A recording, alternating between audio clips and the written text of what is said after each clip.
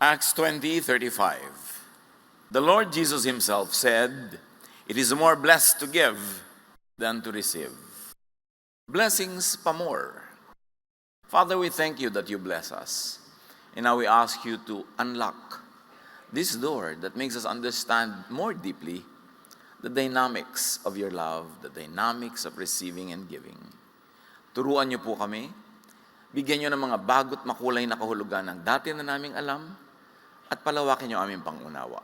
Lead us unto being blessed by you and unto being a blessing to many people. Father, we thank you in the name of your Son, Jesus. Lagi na lang may mga teaching sa giving, paulit-ulit. Kuminsan parang nakakapagod na, giving na naman. But it's very important to understand giving in many, many angles, especially from the angle of the Lord's love. Because the way to receive blessings or more blessings is to give.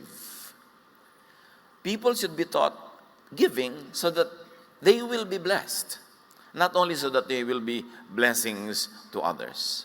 The giver is blessed because the giver obeys God. God's command especially.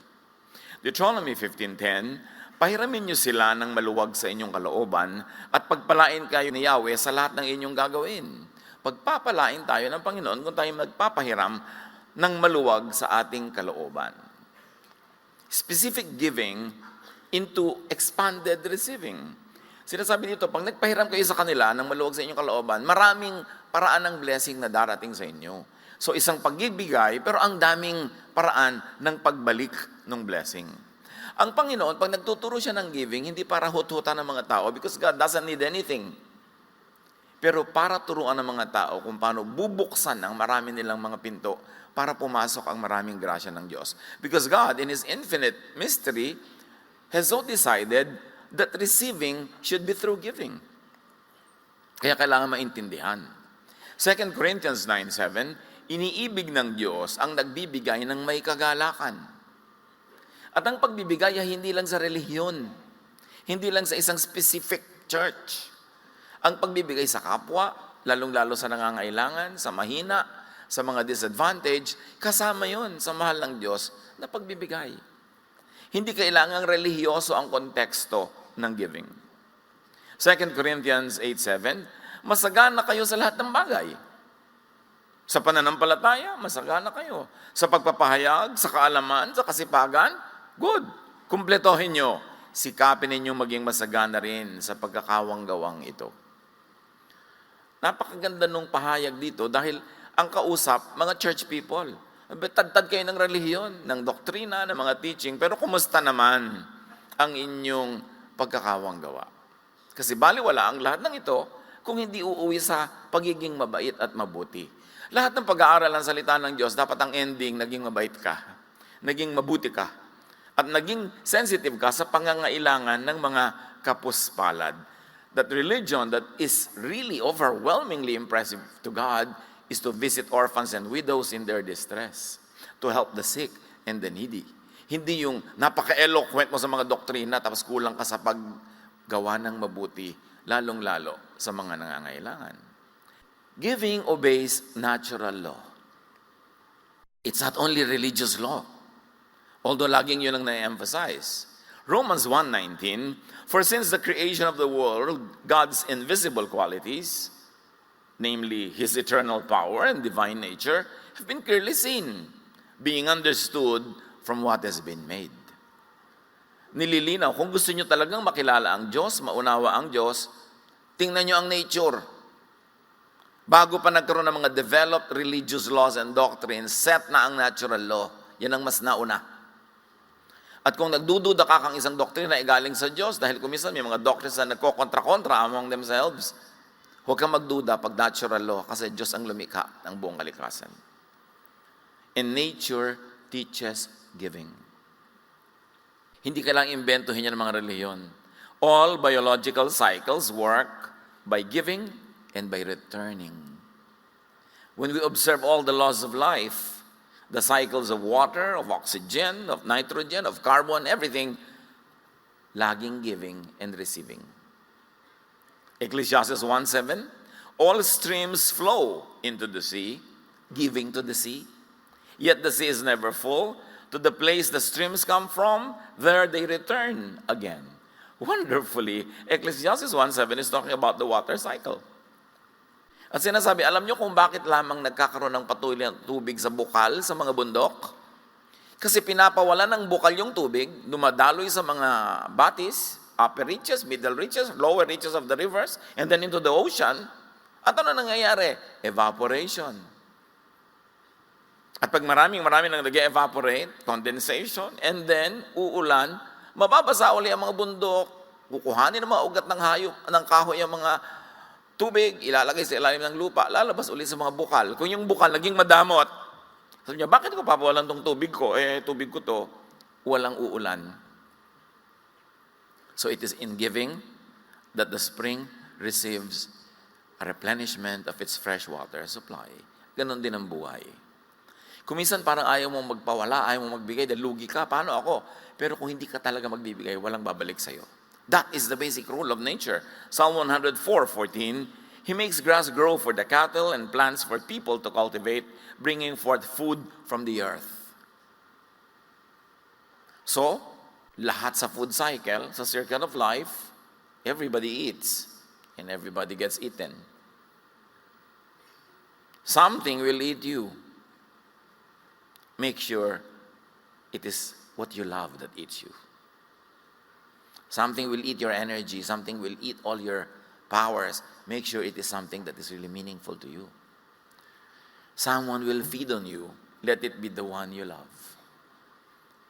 Dahil talagang yan ang circle of life.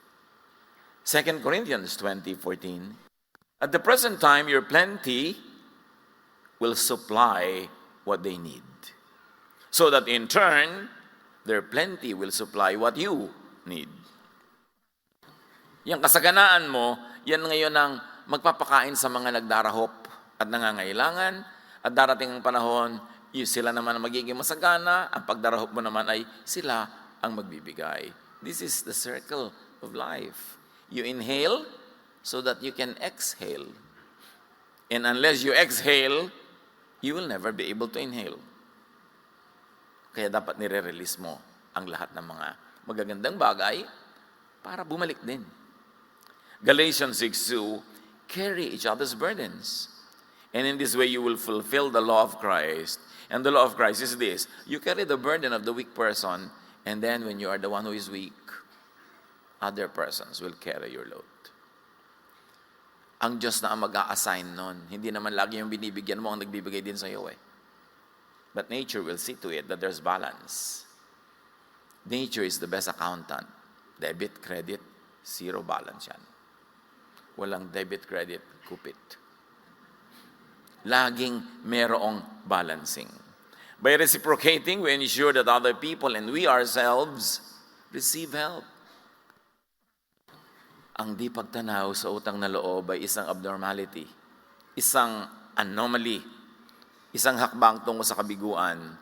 Kasi pag hindi ka marunong magbigay sa nagbigay sa iyo, mapuputol ang flow of blessings. Luke 17:17-18, Jesus asked, Were not all 10 cleansed? Where are the other 9? Nagpagaling siya ng 10 ketongin, isa lang ang bumalik para magpasalamat. Has no one returned to give praise to God except this foreigner? 10 may ketong, pinagaling ng Panginoon, nagtakbuhan na yung siyang pauwi sa kanilang business, isa lang bumalik. Thank you, Lord. Sabi niya, wala bang bumalik? Isa lang. Para magpuri sa Diyos. Meron dito isang element ng giving. Praise to God. Bakit kailangan ng Diyos na laging pinupuri siya? Ganun ba siya ka-egoistic? Egotistical ba ang kanya mga pamamaraan? Ma-pride ba ang Diyos? Kailangan laging purihin? No. God doesn't need to be praised. We need to praise God. Because God is ordained in creation that praising the Creator calls blessings upon the one doing the praising. That is the rule. Maintindihan man natin at hindi, kaya ang mga tao, ay bakit ang isi naman po ng praise and worship natin ngayon, bitin? Sister, 3 hours na, bitin pa. Meron kasi talagang kailangan mag-praise sila na mag-praise. At bakit nila gusto yon? Dahil may nangyayari sa kanila pag nagpe-praise sila, mahirap paliwanag. Pag ang tao nagpe-praise sa Diyos, nagbibigay, ito, bigay ha, hindi lang naman tithes and offerings ang binibigay sa Diyos.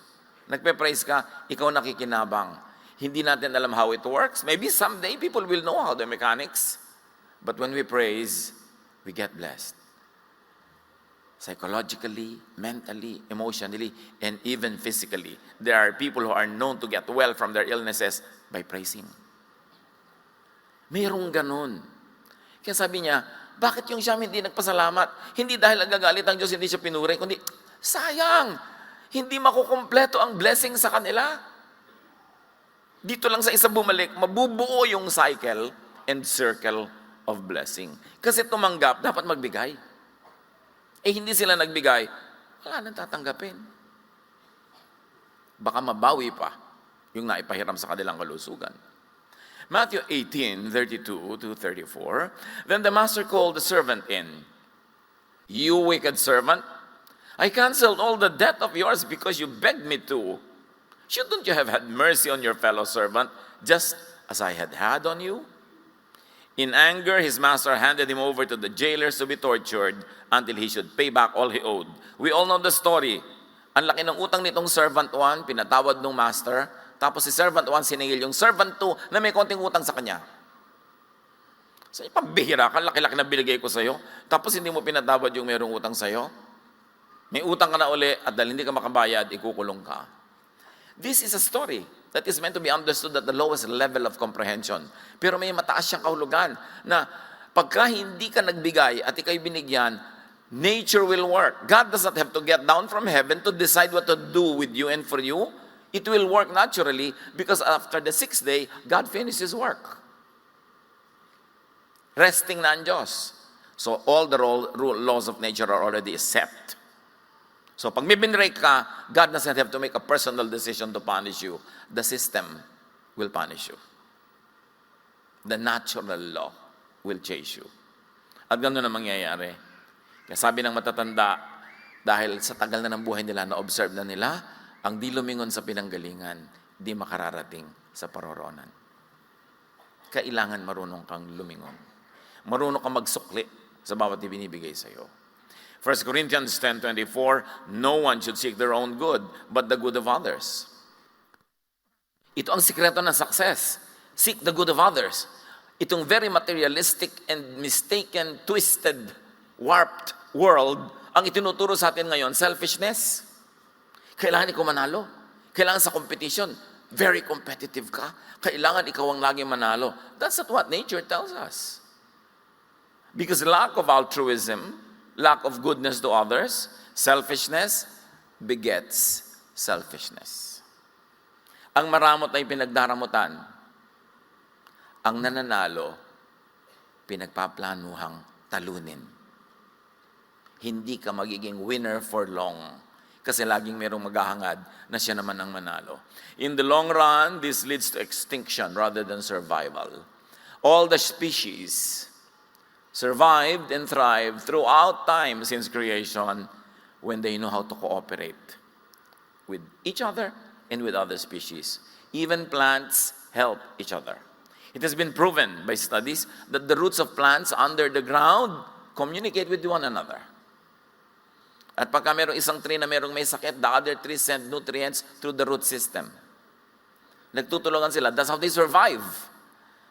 Kaya kahit sa mga biological relationships, iba yung mutualism, may commensalism, at pag may parasitism, somebody dies. May bulati ka sa tiyan mo, inubos niya ng inubos ang nutrient mo, binigyan ka pa ng sakit, pag namatay ka, edi patay din siya. It is in cooperation that we will thrive. Kahit yung mga mundo ngayon, mga nations, all these countries, ang survival of the human race is in cooperation, not in competition. Kaya yung mga traders natin, may magandang policy, one town, one product. Biruin mo naman sa Laguna, kung lahat ng mga town dyan, ang product ay buko pie. Sino pang bibili nun? Lahat sila pare-pareho ng product. Kailangan may espasol naman doon. May sombrero dito, may bayong doon. Cooperation. Yung kulang ng isa, ikaw ang pupuno. Yung kulang mo, siya ang pupuno. And it is in cooperation that we thrive. Tigil-tigilan yung sinungalingan ng competition. Because when you compete, your competitor will like to kill you. And one of these days, they will succeed. Samantala kung cooperative ka, napapakinabangan ka nila, bubuhayin ka nila. Or at least hindi ka nila papatayin. Ang Sodom, yung city of Sodom, winasak yan at pinasabog dahil sa kanilang selfishness and greed and unkindness. Ezekiel 16:49-50, pinapaliwanag kung bakit tinupok ang Sodom. Now this was the sin of your sister Sodom. She and her daughters were arrogant, overfed, and unconcerned. They did not help the poor and the needy. They were haughty and did detestable things before me. Therefore I did away with them, as you have seen. The sin of Sodom was very inhospitable. They were very unkind to strangers. Psalm 107:33-34, about Sodom. He turned rivers into a desert, flowing springs into thirsty ground, and fruitful land into a salt waste because of the wickedness of those who live there. And that was unkindness, as explained to us by Ezekiel. Hostility, violence to innocent, helpless foreigners. Acting selflessly ultimately leads to the propagation of the species. Yung marunong makibagay, makitungo, makisama, makipagmabutihan, sila ang magwawagi. The giver is blessed because the giver reflects God's image. Because the image of God is a giver, not a taker, not a one-way taker. God gives and God receives. What does God receive from us? Our worship, our devotion, our love. And if you like to say, our service. But God is all-sufficient. God doesn't need our service. But God, because He is so loving, takes it upon Himself na Siya ang umaako na nagkakautang pag may ginagawa tayong mabuti sa kapwa. Kaya tuloy, nabibigyan siya by giving to the needy, to others, to worthy causes. God participates in the circle of life of the giving and the receiving. He doesn't need to, but He chose to do so, to be involved with the lives of the people that He created. Hebrews 13:16, at huwag nating kaligtaan ang paggawa ng mabuti at ang pagtulong sa kapwa, sapagkat yan ang alay na kinalulugdan ng Diyos. Pwede natin gawin yun araw-araw, gumagawa ka ng mabuti sa kapwa. Kinalulugdan ng Diyos. Tinuturoan niyo ba ang mga anak niyo na, anak, itong baon mo, masarap na sandwich. Bakit po dalawa, maghanap ka ng classmate mo na walang baon at bigyan mo? Tinuturoan ba natin sila nito? O anak, ipakita mo ang ganda ng sandwich mo. Ang kapal ng palaman. At kagatin mo habang nakatingin sila. Yung ba ang itinuturo natin sa mga bata? We should train them in the art and science of giving. Early on. Pwede naman. Pwede pagka bumibili ka ng school supply, dalawa yung magandang payong. Humanap ka ng classmate mo na walang payong. Can you imagine what kind of life you will give to your child kung tinuturuan siya maging giver? You're setting up the child to be loved by so many. To be helped by so many. Dahil helpful siya. Pero kung ituturo mo, dapat ikaw lagi number one, kailangan matalo mo yung classmate mo, kailangan ikaw lagi a winner. Everyone will hate the winner. Who loves a winner? Yung nanay lang niya. So nga sabi, don't be number one. Number two is okay, number three is okay. Less enemies. Dahil ang pinakamatayog na puno ang tinatamaan ng kidlat. Even nature tells you that. Don't always be the tallest. It doesn't always pay. So the giver is blessed because the giver becomes God's channel of blessings. At sabi nga nung araw, nauso pa ang mga lutuan na may mga kalan na nakakauling dahil gumagamit ng firewood. Sabi na matatanda, may humahawak ba ng palayok na hindi nauulingan? So pagka ikaw gumagawa, nagsisilbi ka, nagagamit ka ng Panginoon, ikaw na muna ang malalagyan ng uling na blessing. 2 Corinthians 9:11, pasasaganain niya kayo sa lahat ng bagay upang mas marami ang inyong matutulungan. Kaya pala tayo pinapasagana ng Diyos para dumami ang kakayahan natin magtumulong, hindi para solohin natin. Kaya pag ang dami mong blessing, sabi, teka, kahit anong arithmetic ang gawin ko, sobra-sobra, may pinapagawa sa iyo ang Diyos. May pinapatulungan siya sa iyo. Huwag mong solohin. Binibigyan ka ng chance to be a blessing. paano po to? Kinita ko na to, sobra na to. Dadami pa lalo yan pag ipinapamigay mo sa tama. Yung malapit sa Panginoon. Una ka na nabigyan, kaya ka nakakapagbigay. Pag sinasabing lugi naman ako na lang lagi naglilibre, bakit ka nakakapaglibre? Di ba dahil binigyan ka ng Diyos ng sobra? So una ka nang na-bless. So bakit mo ipipigilin ng sarili mong maging blessing sa iba? Kung nananalig ka na ang Diyos ay gising at buhay at alam ang nangyayari, ipapalugi ka ba niya dahil mabait ka? Sasabihin ba niya, pasensya ka, mabait ka. No. Lalo kanyang pagpapalain. At ang pagpapala na yan, hindi laging monetary, hindi laging nabibilang na pera. Yung hindi ka lang nagkakasakit, daig mo pang mayaman. Magkano ang head transplant, aber? Biro mo, hindi nabasag yung ulo mo kahapon, buo pa ngayon, hindi mo kailangan ng head transplant, di daig mo pang mayaman. Yung inililigtas ka sa mga dilubyo, laking yaman na yun. Kung dinadagdagan ka pa materially, nabibilang mo pa, edi lalo-lalo. The giver is blessed because actually, the giver receives. Luke 6:38, magbigay kayo at kayo bibigyan din. Hustong takal, siksik, liglig at umaapaw pang ibibigay sa inyo. Sapagat ang panukat na ginagamit nyo sa iba, ay siya rin ginagamit na panukat sa inyo. At bago tayo malito, ang pinag-uusapan dito ay pagbibigay ng patawad. It is forgiveness. That is the topic of this verse. It's not money, but forgiveness. But the specific meaning of forgiveness, as when you give, nabibigyan ka rin, can be expanded into a universal meaning that whatever you give away comes back to you.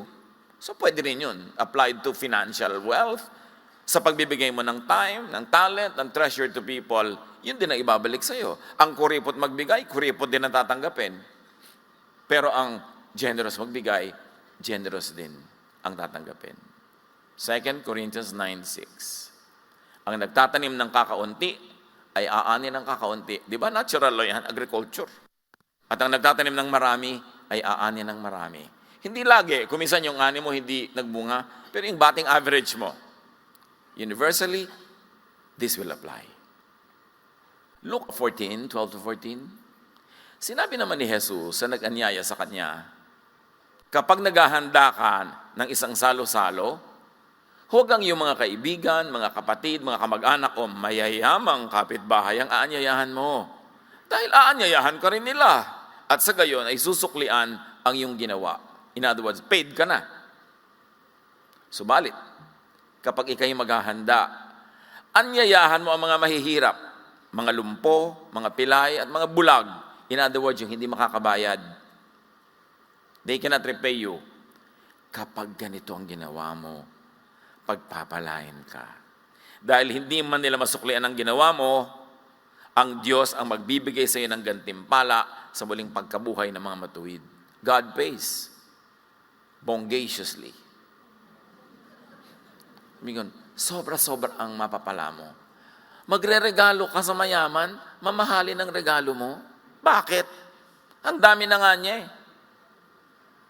Tapos pag mahirap, kalendaryo. Hindi na nga uso. May mga buwan, yung kailan bilog ang buwan, kailan ang 1/4 ng buwan.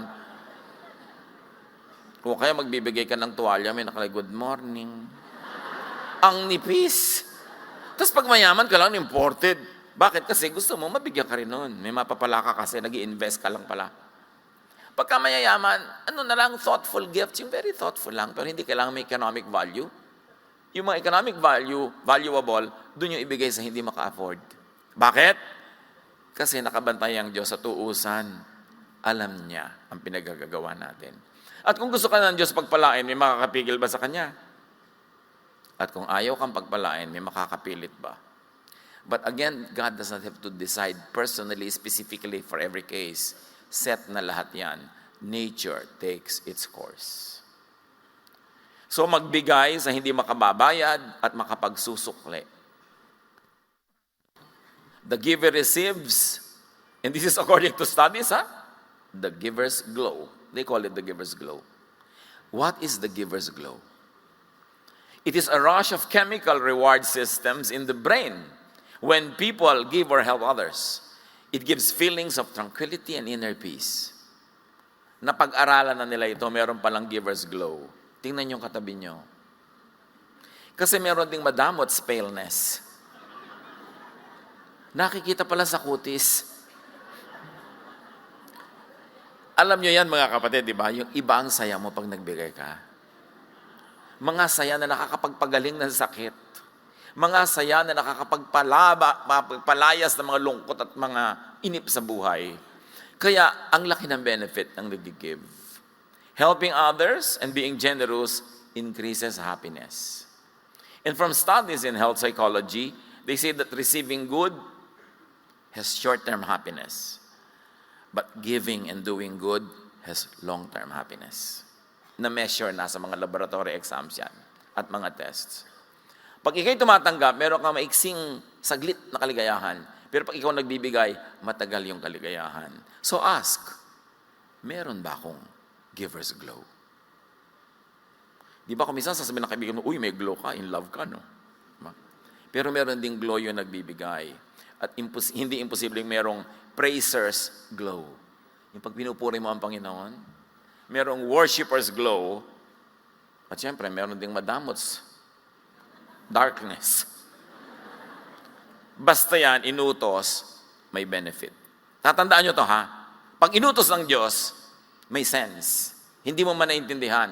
Kasi sinabi niya, praise God, give to God, sundin mo, kasi alam ng Diyos kung ba't niya inuutos yun. And when you begin to obey it, you switch on and put on automatic a reward and blessing system that will never stop until you receive the blessing promised by God. Reverse it. Yung kasakiman, pagiging makasarili, ang pindutin mo, aandar din yun, it will never stop until you receive the punishment. Because God is just. And God knows. So there are clinical benefits of the giver's happiness. Studies have shown that givers generally have lower blood pressure, lower risk of dementia, less anxiety and depression, reduced cardiovascular problems. Kaya sabi ng mami mo, stress na stress ako, ang taas ng blood pressure ko, ang galit na galit ang aking mga pakiramdam. Naku, sabi mo, mami, hindi ka na naman nagbibigay, ano? Sinolo mo na naman siguro blessing, tumataas ang blood pressure mo. Huwag niyo naman gawin niya sa lahat ng nagkakaroon ng high blood pressure, no? Isa lang yan sa mga dahilan. Pero magandang suriin ang sarili. Mahirap palungkutin ang taong palabigay. Kasi siya ang may control sa buhay niya. Ito yung gusto niya magbigay, pwede niyang gawin. Ang mahirap pasayahin yung taong gustong tumanggap. Kasi wala sa control niya kung tatanggap siya or not. Can you imagine, if your happiness is in receiving, you place your happiness in the hands of givers who are not under your control. But if you place your happiness in giving, it is in your hands. You can be happy anytime. Kaya dapat marunong ang tao. Sundin ang mga utos ni Jesus. Naintindihan mo no, hindi. May saysay yun. May dahilan. Psalm 41, 1-3. Blessed are those who have regard for the weak. The Lord delivers them in times of trouble. Natural lo yan. Imagine the Lord delivers them in times of trouble. I was just reading the email of a friend na ang apo niya ay tumatawid. Tapos yung anak niya, natatay nung apo na yun, nakikitang masasagasaan yung anak niya, wala siyang magawa para siya nag-freeze. At yung anak naman, hindi nasagasaan bigla. And later on, sinasabi ng anak, ramdam na ramdam ko may humila sa akin. Kasi nawala siya talaga sa harm's way. Hindi ako nagtatakang marinig yun. Kasi sinabi, the Lord delivers them in times of trouble. It doesn't always happen. But it can happen the time you need it most. Sabi, blessed are those who have regard for the weak. The Lord delivers them in times of trouble. And many times, hindi natin alam na na-deliver tayo in times of trouble because we did not even know that there was trouble. And the Lord's mighty hand protects His people. Go on, verse 2, the Lord protects and preserves them, and they are counted among the blessed in the land. He does not give them over to the desires of their foes. Can you imagine? Alam ng Panginoon ang mga balak sa'yo ng mga kalaban mo, pero hindi niya pinapayagan matuloy. Mabait ka lang sa mga kapaspalad at mga kawawa. That is natural law. The Lord sustains them on their sickbed and restores them from all their bed of illnesses. Ang dami mga tao na magtataka ka, ang grabe-grabe ng sakit niya, pero bakit maganda yung aura? May itsura, inaayos. Meron pa akong kilala noon, mahirap sila. Kung anong ipayo ng doktor na dapat kainin, wala silang ibili. Mamaya yung dadalaw, yun ang dala-dala. Ang daming himala na nangyayari araw-araw. Napapansin man natin o hindi. The giver is made rich or richer. Proverbs 11:25, a generous person will prosper. Whoever refreshes others will be refreshed. Mga kapatid, tuwing malakas ang inyong katawan, merong kakayanan, meron kayong finances, meron kayong energy, be helpful. Huwag niyong sayangin ang bawat araw na kaya niyo na maging helper, imbes the recipient of that help. Because when the time comes, when you will be the one to need it, nature will work and direct all the energies of the universe towards you, to bless you. Sayang ang bawat araw na mayroon kang extra money na wala ka natulungan kahit konti. Sayang ang bawat araw na malakas ka na hindi ka dumalaw sa may sakit. Tapos ano magawa? Boring, wala kang magawa. May lakas ka, hindi ka dumalaw sa may sakit. Sayang talaga ang bawat araw na hindi natin ginagamit para maging blessing ng iba. Proverbs 19:17, parang pagpapautang kay Yahweh ang pagtulong sa mahirap. At pagdating ng panahon, si Yahweh ang magbabayad. Kung meron tayong mga household staff, galit na galit ka dahil bali ng bali, pinapasweldo mo na ang lit-lit, magtataka ka pa bumabali. Paano magkakasya? At kung meron kang empleyado, meron siyang asawa, meron siyang anak, maliliit, lahat yun galing sa binibigay mo doon sa empleyado mo. Hanggang toothpaste nila, hanggang asin nila, hanggang ribbon ng anak niya na kulot-kulot na ganun. Ibinibili nun, galing sa pasweldo mo yun eh. Kaya pag nilaki-lakihan mo ang pasweldo, nagbigay ka ng konting bonus, nagmumultiply yung blessing sa pamilya. Hindi naman yung nakabasag lang ng baso, salary deduction. Anak, hindi ka mag-enroll ngayon, bakit po nakabasag ako ng baso? Ulupong ang amo ko kasi anak. Can you imagine kung be-bless ka, meron ka mga pagkain sa bahay, ang dami mong sobra, ipauwi mo sa iyo mga staff para makakain din yung mga anak niya. Won't you be a blessing? You can. You can be. Just be conscious of it. Kahit kumakain ka sa restaurant, o order ka ng extra na masarap, ibibigay mo sa waiter na nag-serve, o iuwi mo sa asawa mo. Ay, hindi po yan ang gusto niya eh. Akin na. Kasi meron ka naman binibigyan, suplado pa. Lagi niyong ibigay sa mag-appreciate. Mga kapatid, isa lang naman ang tinutumbo ko eh. Open your eyes. Life is full of opportunities to be a blessing to others. Just have the blessing mentality. Katulad niya, nabe-bless ako pag palakpak kayo na palakpak, di ba? So, kuha. Mga kapatid, huwag magsasayang ng sandali.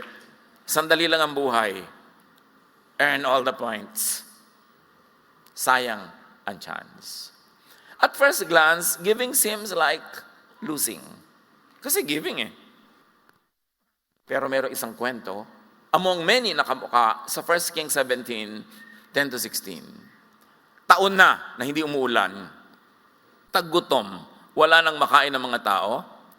Ang propetang si Elijah or Elias, nagpunta sa isang bayan, at inabutan niya, pagpasok niya ng gate ng bayan, ang isang babaeng parang ting-ting, butot balat, namumulot ng mga tuyong kahoy, panggatong. Nang papasok na siya sa pintuan, 1 Kings 17:10-16, sa pintuan ng lungsod, nakita niya ang byuda na namumulot ng panggatong. Mami, ano pong panggatong? Firewood, anak. Firewood. Sinabi niya sa babae, maaari po bang makiinom? Para, excuse me, makikiinom ka, may famine. Walang ulan, walang tubig. Aalis na ang babae, kita yung babae, papainumin nga niya. Aalis na ang babae upang ikuha siya ng tubig, nang pahabol niyang sabihin, kung maaari, bigyan mo rin ako ng kapirasong tinapay. Wow! Di ba? Bibigyan ka na ng tubig, tapos tinapay.